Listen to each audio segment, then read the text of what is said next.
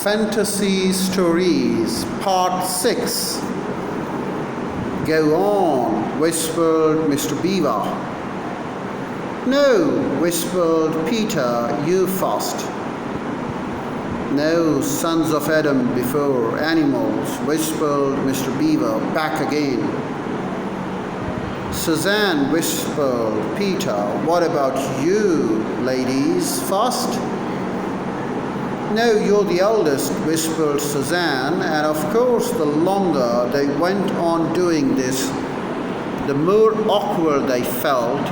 Then at last Peter realized that it was up to him. He drew his sword and raised it to the salute, and hastily saying to the others, "Come on, pull yourself together," he advanced to the lion and said, "We have come, Aslan." "Welcome, Peter, son of Adam," said Aslan. "Welcome, Suzanne and Lucy, daughters of Eve. Welcome, he-beaver and she-beaver." His voice was deep and rich, somehow it took the fidgets out of them. They now felt glad and quiet. It didn't seem awkward to them to stand and say nothing. "But where is the food?" asked Aslan. "He has tried to betray them and joined the White Witch." "Oh, Aslan," said Mr. Beaver, and then something made Peter say, "That was partly my fault, Aslan. I was angry with him, and I think that helped him to go wrong." And Aslan said nothing either to excuse Peter or to blame him, but merely stood looking at him with his great unchanging eyes, and it seemed to all of them there was nothing to be said. "Please, Aslan," said Lucy, "can anything be done to save Edmund?"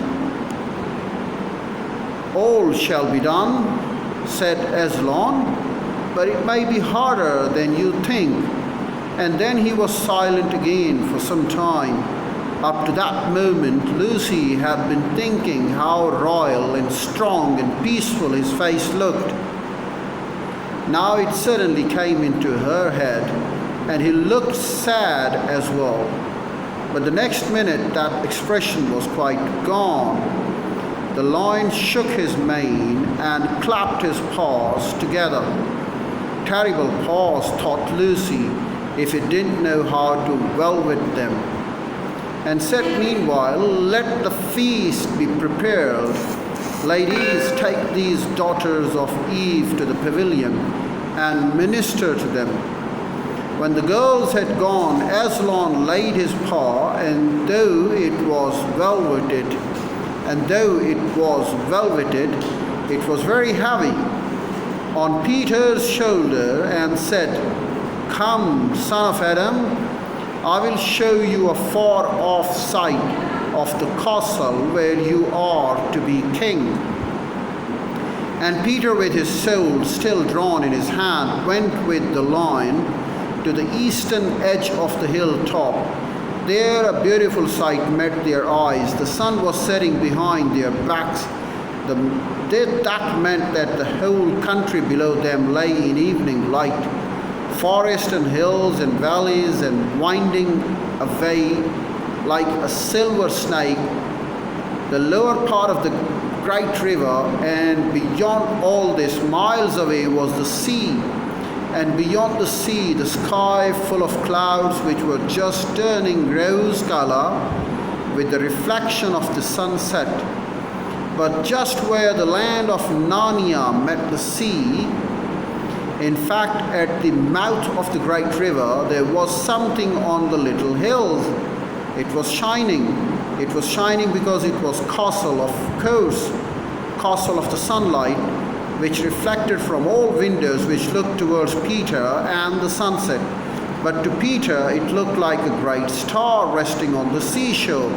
"That, oh man," said Aslan, "is Cair Paravel of the 4 thrones, one of which you must sit as a king. I show it to you because you are the firstborn, and you will be the high king over all the rest.